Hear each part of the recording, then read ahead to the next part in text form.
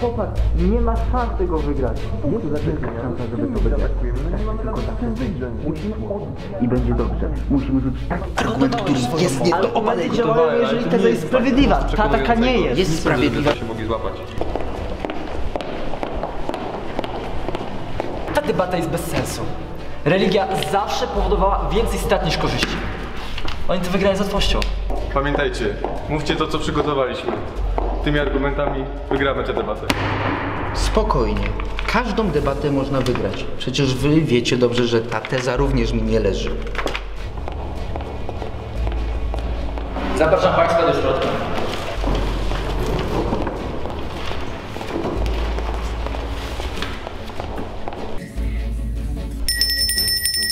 Proszę o ciszę. Witam Państwa na dzisiejszej debacie. Drużyny propozycji i opozycji zmierzą się z tezą: religia nie odgrywa pozytywnej roli w społeczeństwie. Przypomnę zasady.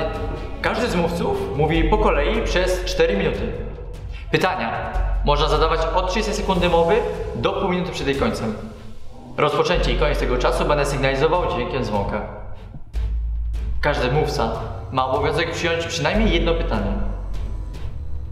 Dziękuję i zapraszam pierwszego mówcę strony propozycji.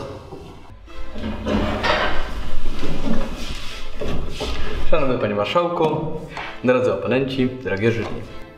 Debatujemy dziś nad czymś, co dla wielu jest oczywistością. Czy poza tłumem starszych babci, czy samobójczych Arabów, religia jest dla kogoś czymś ważnym? Otóż nie. Bóg, bogowie to wymysł, który ma na celu wytłumaczenie spraw, których nie rozumiemy. I choć nie wydaje się niczym złym, to jednak prowadzi do wielu przykrych zdarzeń i sytuacji, o czym za chwilę się przekonasz. Strona propozycji odpowiednio zdefiniowała już tezę, więc nie będziemy jej powtarzać. Chcielibyśmy skupić się jednak na słowie pozytywny. Według drużyny opozycji pozytywny znaczy brak negatywów, z czym my kompletnie się nie zgadzamy. Religia sama w sobie nie jest zła. Zła natomiast jest nadinterpretacja jej założeń i obowiązków.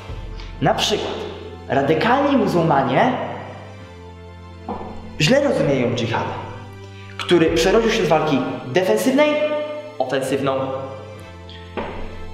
Podobny błąd w rozumowaniu jest również u Żydów, którzy trzymając się sztywno reguł i zasad nie zauważyli Mesjasza. Proszę o pytania. Szanowny Panie Marszałku, informacja to pogląd wyłącznie chrześcijański. Dziękuję. Moim kolejnym argumentem, który poprze naszą stronę, będzie to, że religia budzi przemoc i konflikty.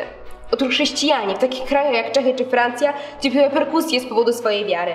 W wielu miejscach obowiązuje zakaz noszenia krzyża, a pracodawcy nie chcą zatrudnić ludzi, którym Bóg zabrania pracować w niedzielę. Chrześcijanie są przeciwni aborcji i eutanazji, narażając osoby, którym te zabiegi są potrzebne, na olbrzymie cierpienia. W tych sprawach na ulicach mają miejsce protesty i demonstracje, musi interweniować policja, wszyscy są skonfliktowani, a to niszczy społeczeństwo. Gdyby nie religia, nikt by nie robił problemów i nie podburzał ludu. Proszę o pytanie. Szanowny Panie Marszałku, pytanie, czyli uważa Pani, że to tylko chrześcijanie są przeciwni aborcji, a ateiści już nie? Nie uważam tak, ale jest to znacząca większość. Czy ma Pani jakieś dowody, aby to potwierdzić? Niestety nie. Mówią Państwo o atakach terrorystycznych, ale to dotyczy tylko jednej religii.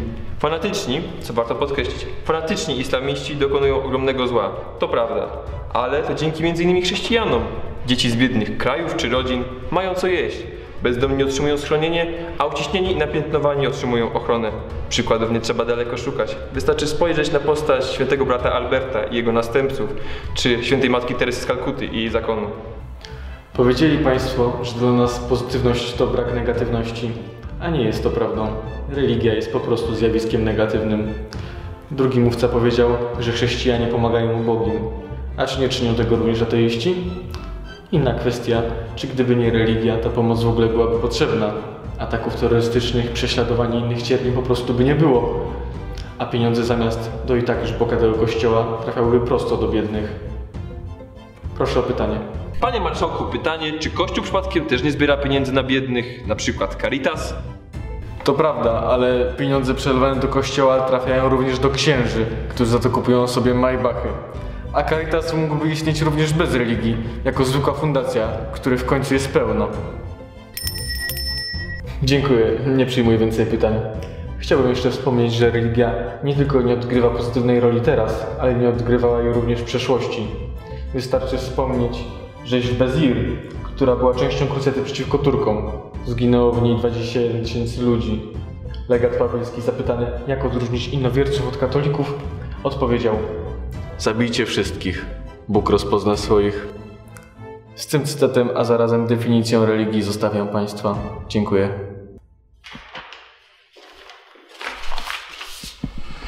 Szanowny Panie Marszałku, strona opozycji za wszelką cenę chce nam przedstawić, że religia niesie ze sobą tylko i wyłącznie rzeczy negatywne.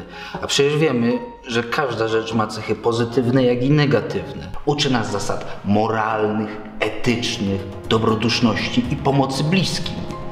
Strona opozycji może zarzucić nam, że tego samego uczy nas przecież etyka. Ale czy to nie etyka wywodzi się od religii? To przecież osoby wierzące założyły Czerwony Krzyż, który niesie teraz pomoc na całym świecie. Zostały też zrobione odnogi dla innych religii, takich jak muzułmanie czy Żydzi. Mimo licznych wojen na tle religijnym powinniśmy jako pokolenie XXI wieku dążyć do dialogu i nici porozumienia z innymi religiami, tak jak chciał tego nasz papież Jan Paweł II. Poproszę pytanie. Panie marszałku, pytanie. Czyli uważa pan, że wszystkie cierpienia i zło na świecie to tylko wina złej interpretacji? Nie, ale jest to jedna z głównych przyczyn. W obecnych czasach duchowni przecież nie interpretują dosłownie 7 dni stworzenia. 7 dni jest odpowiednikiem kilku miliardów lat tworzenia się naszej Ziemi. W obecnych czasach religia i nauka mogą iść razem ze sobą. Wspólnie z jury zadecydowaliśmy, że debatę wygrała drużyna